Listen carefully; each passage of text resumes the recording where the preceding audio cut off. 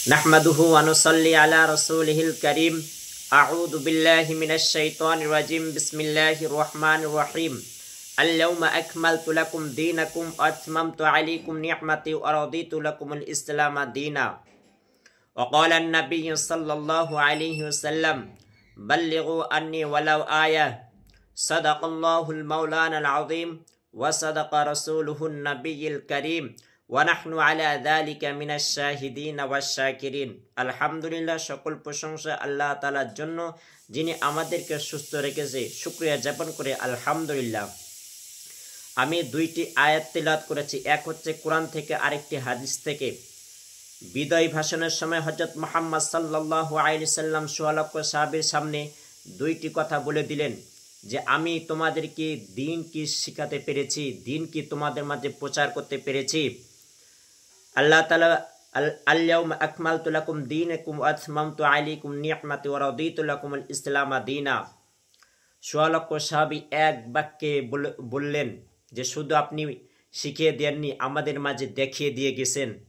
আরেকটি হাদিস আল্লাহ নবী সাল্লাল্লাহু আলাইহি সাল্লাম বললেন বাল্লিগু আন্নী ওয়ালাউ আয়া, বলে দিলেন তোমাদের কাজ হচ্ছে এখন দ্বীনটা প্রচার প্রসার করা, মানুষের মধ্যে ছিটিয়ে দেওয়া, মানুষের মধ্যে জানানো।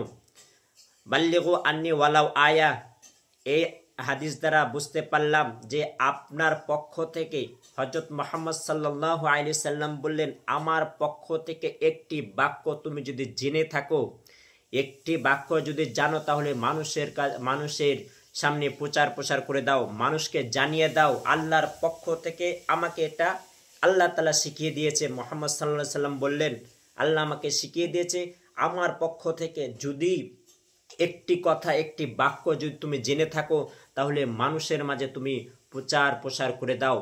এই কয়েকটি আল্লাহ রসুল সাল্লাল্লাহু আলাইহি সাল্লাম বিজয় ভাষণে তুলে ধরেছিলেন। তার মধ্যে অন্যতম এই দুইটি বাক্য হচ্ছে আমি তোমাদের মাঝে কি দ্বীন প্রচার প্রসার করতে পেরেছি, আরেকটি কথা হলো আমার পক্ষ থেকে যদি একটি কথা, একটি বাক্য তোমরা যদি আমার পক্ষ থেকে জেনে থাকো, তাহলে মানুষের মাঝে ছড়িয়ে দাও।